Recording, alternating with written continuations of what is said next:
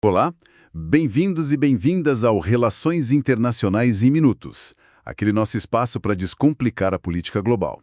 Eu sou o Pedro. Oi, pessoal. Prontos para mais uma análise? Com certeza. Hoje a gente vai mergulhar num assunto, olha, que parece roteiro de filme distópico, mas é bem real e impactante na história. Os show trials, os julgamentos de fachada, né? Exatamente. É um tema pesado, mas fundamental para entender como a justiça, infelizmente, pode ser distorcida, virar um teatro mesmo, para servir a interesses políticos. É isso aí. A gente vai investigar como esses espetáculos judiciais foram, e às vezes ainda são, usados como ferramentas de poder, sabe? Desde a União Soviética, que é o caso mais famoso, até outros regimes autoritários. A nossa missão aqui hoje é entender a mecânica por trás disso, né?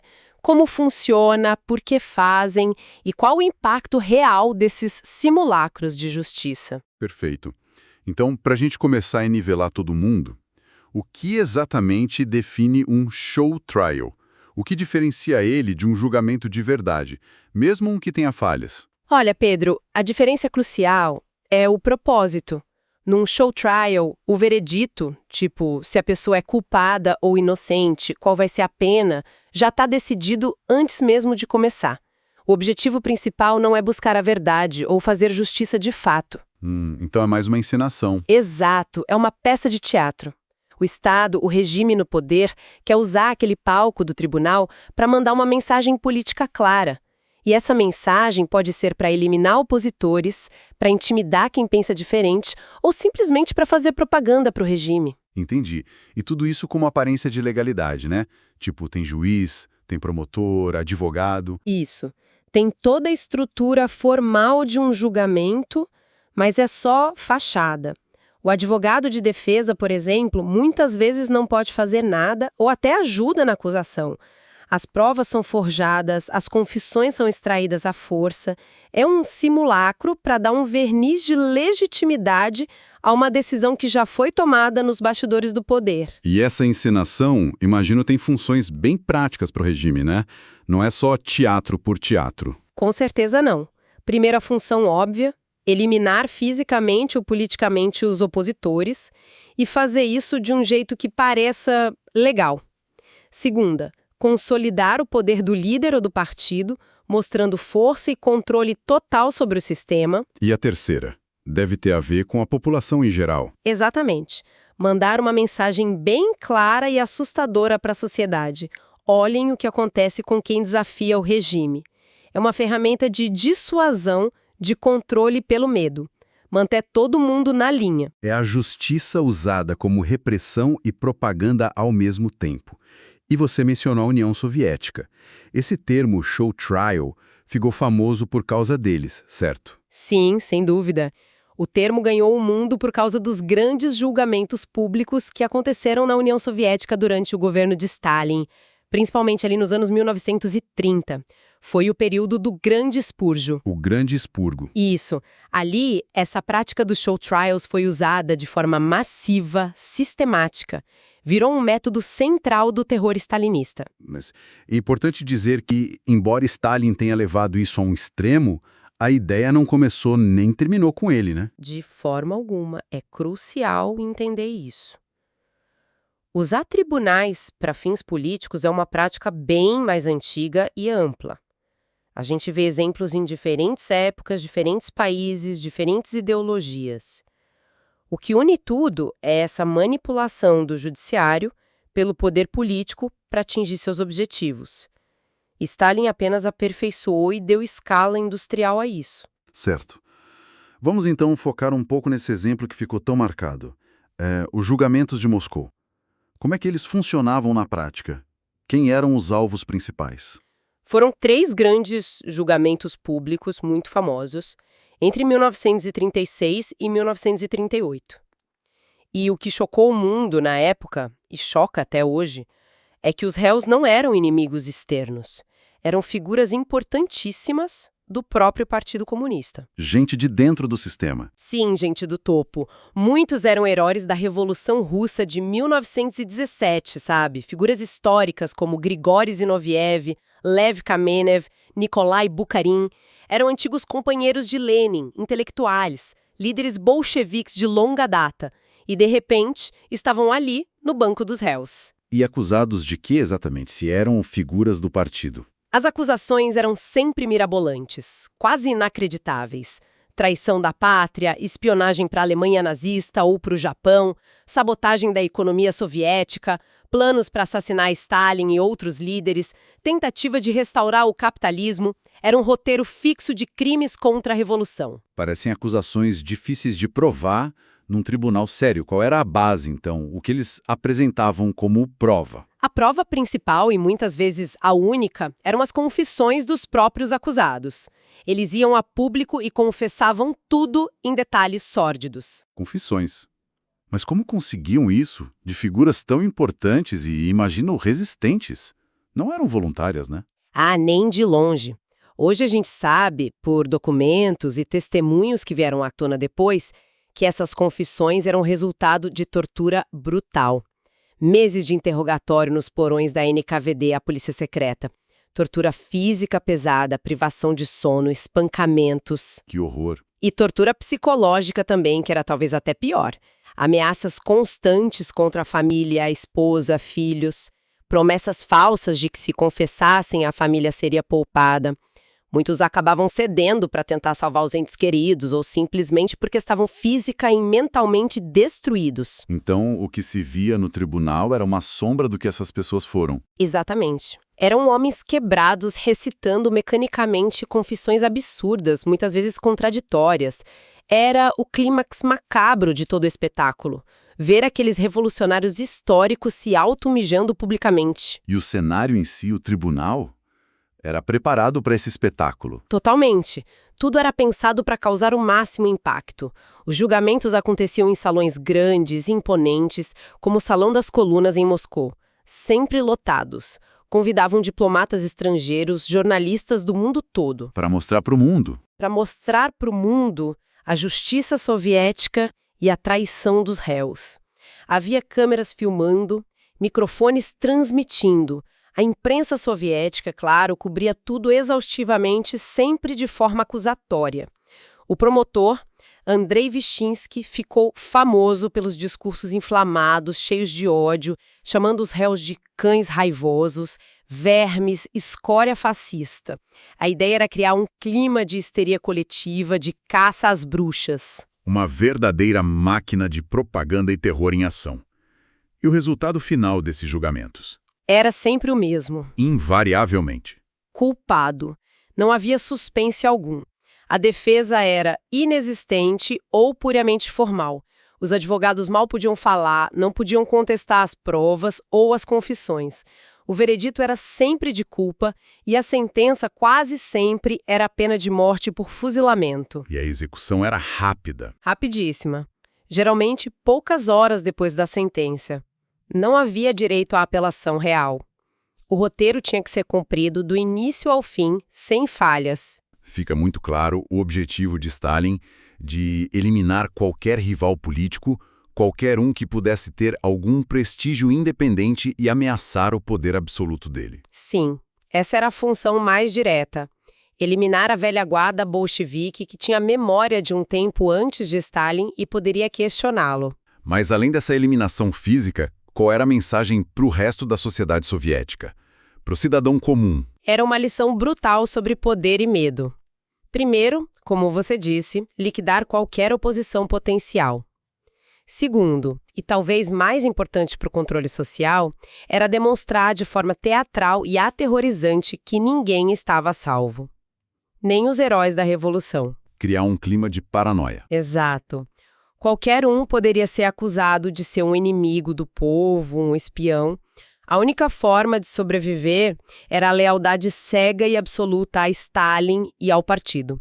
Qualquer mínima suspeita, qualquer palavra fora do lugar poderia levar àquele mesmo destino, a humilhação pública e a morte.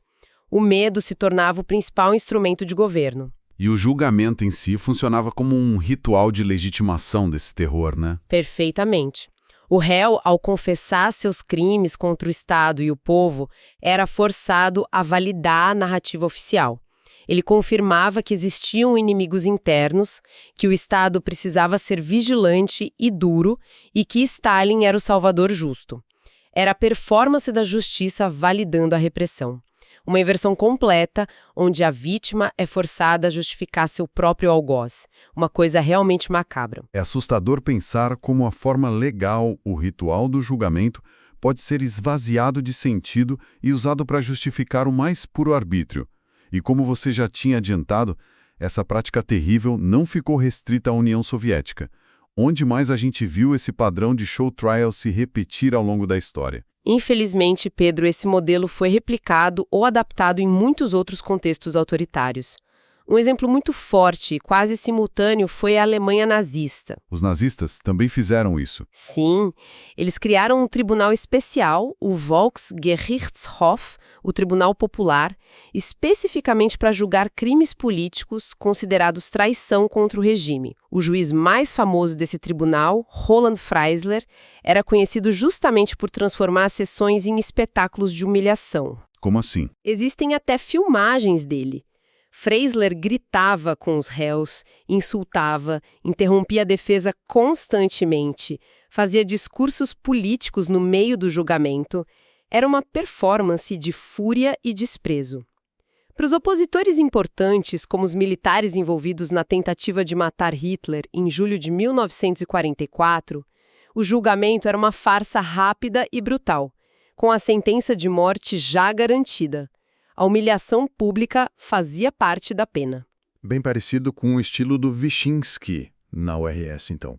E fora da Europa, onde mais? Saindo da Europa, um exemplo marcante é a China. Durante a Revolução Cultural, ali entre 1966 e 1976, sob o comando de Mao Zedong. Lá, a coisa tomou uma forma um pouco diferente, talvez menos formalizada como um tribunal, mas com o mesmo espírito de espetáculo e purgação. Como eram esses julgamentos na China? Eram as chamadas sessões de luta ou julgamentos de massa. Não aconteciam num tribunal tradicional.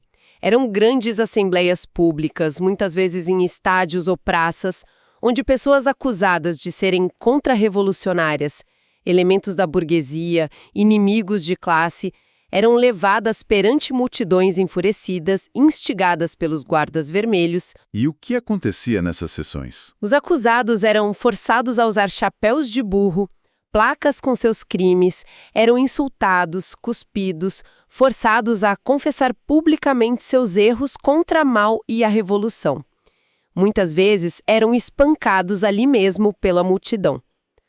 O foco era menos a sentença formal e mais a humilhação coletiva, a destruição da reputação e a reeducação pela violência e pelo medo. Era um teatro de degradação pública. Uma dinâmica diferente da URSS ou da Alemanha nazista, mas o objetivo de controle pela exposição e humilhação parece o mesmo. Temos mais exemplos relevantes? Sim, podemos citar também Cuba. Logo depois da Revolução de 1959, o novo governo de Fidel Castro promoveu julgamentos contra figuras ligadas ao regime anterior de Fulgêncio Batista, principalmente militares e policiais acusados de tortura e assassinatos. E esses julgamentos foram públicos. Sim, muitos foram televisionados. Isso deu a eles um caráter de espetáculo. Havia um forte clamor popular por vingança, por justiça rápida contra os crimes da ditadura anterior.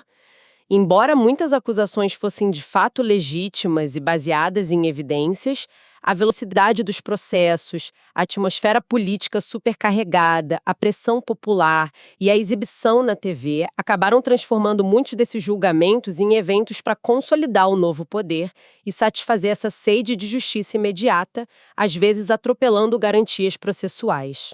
Entendo. É uma linha tênue aí entre justiça revolucionária e show trial, né? Exatamente. É um debate complexo. Mas o elemento de espetáculo e a função política de legitimação do novo regime estavam muito presentes. E não podemos esquecer de um exemplo muito atual. É a Coreia do Norte. Ah, sim. Lá a prática continua. Sim, a Coreia do Norte é um caso onde o regime usa tanto julgamentos secretos quanto, ocasionalmente, encenações públicas ou divulga confissões forçadas, especialmente quando quer eliminar figuras do alto escalão que caíram em desgraça com o líder. Tem algum caso específico que ficou conhecido? O caso mais famoso recentemente foi o de Jang Song-taek, que era tio do atual líder, Kim Jong-un, e uma figura muito poderosa no regime. Em 2013, ele foi subitamente preso, acusado publicamente de uma série de crimes, corrupção, traição, conspiração. Teve um julgamento sumário que foi mostrado na TV estatal e foi executado logo em seguida. Foi uma demonstração clara de poder e um aviso para qualquer um dentro da elite.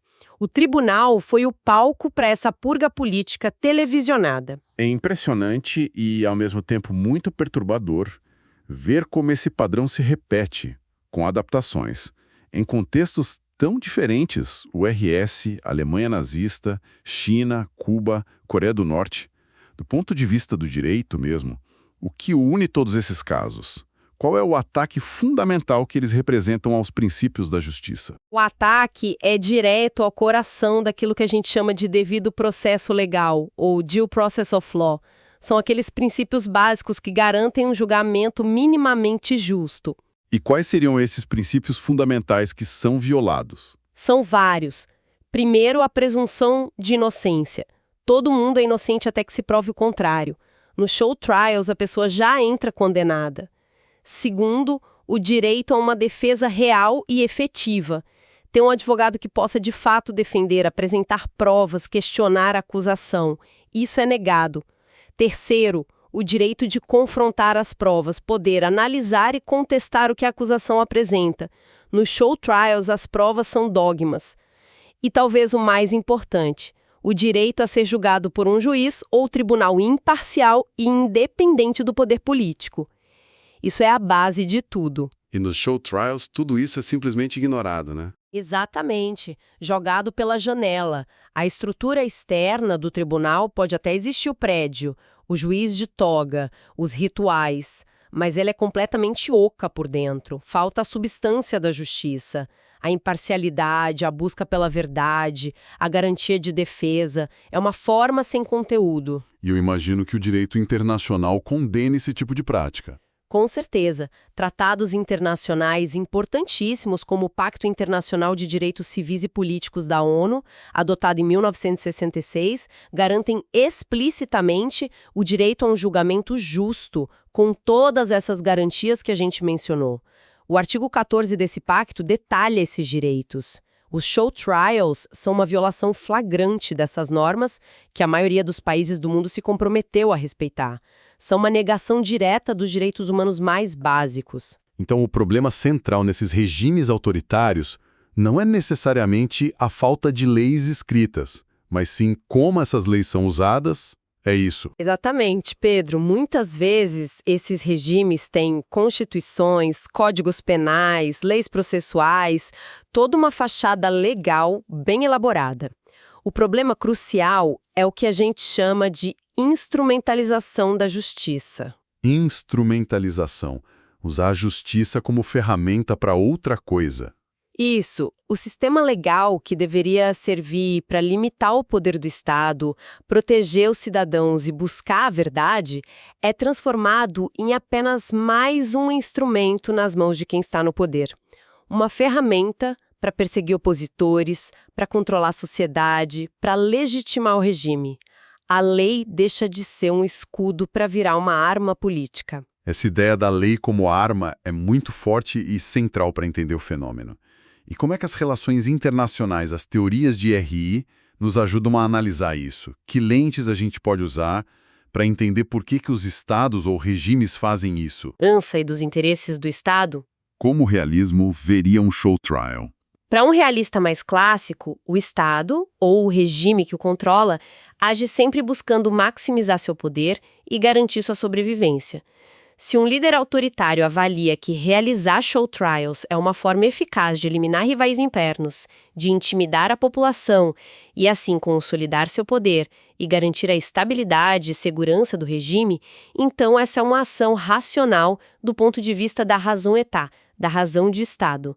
A moralidade, os direitos humanos ficam em segundo plano diante da necessidade de manter o poder. É uma visão mais cínica, talvez, mas que explica a lógica de poder por trás disso. Entendi. É uma ferramenta de poder como qualquer outra, na visão realista. E outras teorias, como o construtivismo. O construtivismo já oferece um olhar diferente. Ele foca mais no papel das ideias, das normas, das identidades e das narrativas na política internacional e doméstica. Para os construtivistas, os show trials são, acima de tudo, performances que constroem significados sociais. Construir significados. Como assim? O objetivo principal do show trial, nessa visão, não é só eliminar o inimigo físico, mas sim construir e vender uma história, uma narrativa específica. A narrativa de que o Estado é justo e vigilante e de que o réu é um traidor perigoso, um inimigo do povo. A legitimidade do regime não vem da justiça real, mas da capacidade de fazer essa encenação ser convincente, de fazer essa narrativa colar na mente da população e até da comunidade internacional. É a construção social da culpa e da legitimidade pelo espetáculo. A performance é mais importante que a verdade factual, então. E as teorias críticas, o que elas diriam? As teorias críticas, como o marxismo ou abordagens pós-coloniais e feministas, vão direto ao ponto das relações de poder e dominação que existem na sociedade e como as instituições, incluindo o direito, servem para manter essas estruturas. Elas veriam o direito como inerentemente problemático. Não necessariamente inerentemente, mas como algo que frequentemente é usado para manter o status quo e oprimir certos grupos. No show trials, essa função opressora do direito fica totalmente explícita, escancarada. O aparato legal é usado abertamente, sem disfarces, para esmagar opositores políticos, para eliminar classes sociais consideradas indesejáveis ou para reprimir ideologias rivais. A justiça não é apenas manipulada, ela é performada como um ato de poder bruto, uma encenação que tenta dar uma cara de racionalidade e legalidade à violência pura do Estado contra os seus inimigos. A crítica aqui é profunda, questionando a própria natureza da lei e da justiça em sistemas desiguais. Ótimas conexões. Realmente, ver por essas diferentes lentes teóricas ajuda muito a gente a decifrar as várias camadas desse fenômeno tão complexo e sombrio. Bom, estamos caminhando para o final da nossa conversa de hoje. Que lições principais, que recados a gente pode tirar de tudo isso que discutimos sobre os julgamentos de fachada? Olha, para mim, a lição mais forte é a importância de a gente sempre desconfiar das aparências, sabe? Um sistema pode ter toda a estrutura formal da justiça, leis bem escritas, tribunais organizados, juízes de toga, mas se faltar a independência real do judiciário, se faltar imparcialidade, se faltar um compromisso genuíno com a busca da verdade e com o direito de defesa, tudo isso não passa de uma máscara. Uma máscara que pode esconder o rosto do autoritarismo. Justiça sem verdade vira teatro, então. Exato. E muitas vezes um teatro de horror. Mostra que a forma legal por si só não garante justiça. O conteúdo, a prática, a independência são essenciais. E isso nos leva a outra conclusão importante, imagino. Sim, reforça dramaticamente a necessidade de lutar e defender instituições judiciais que sejam verdadeiramente independentes do poder político e de outros poderes. A separação de poderes, que às vezes parece uma coisa teórica, abstrata, na verdade é a linha de defesa mais fundamental que as sociedades têm contra a tirania e o arbítrio.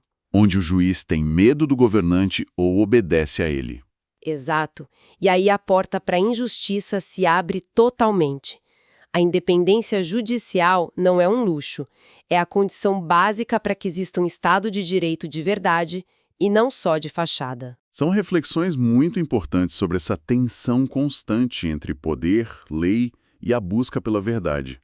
E fica aquela pergunta incômoda, né? Se a justiça pode ser transformada tão facilmente em espetáculo para consolidar poder em tantos lugares e épocas, que garantias reais nós temos de que esse roteiro não possa se repetir, talvez de formas mais sutis, mesmo em contextos que se consideram democráticos hoje em dia. Fica aí para a gente pensar. Uma provocação muito pertinente, Pedro. Pessoal, se essa nossa conversa aqui no Relações Internacionais em Minutos foi útil, ajudou a clarear as ideias ou trouxe novas perspectivas, deem aquela força pra gente. Curtam o episódio, compartilhem o nosso canal com quem vocês acham que pode se interessar. O apoio de quem nos ouve é o que nos move. Isso mesmo. E a gente quer muito ouvir o que vocês pensam. Por isso, deixamos uma pergunta para estimular o debate aí nos comentários. Além desses exemplos que a gente citou, o RSS, Alemanha nazista, China de Mao, Cuba pós-revolução, Coreia do Norte, vocês se lembram de outros casos históricos ou até mais recentes em que a justiça pareceu funcionar mais como um palco político, uma encenação, do que como uma busca real pela verdade? Compartilhem suas ideias e exemplos com a gente. Queremos muito saber. Mandem ver nos comentários. Foi um prazer discutir esse tema tão relevante hoje. Igualmente. Muito obrigado pela análise profunda e clara. E muito obrigado a todo mundo que nos acompanhou em mais este episódio do Relações Internacionais em Minutos. Até a próxima, pessoal. E lembrem-se, entender as sombras do passado é essencial para a gente poder defender a luz no presente e construir um futuro mais justo. Perfeito. É isso. Até mais.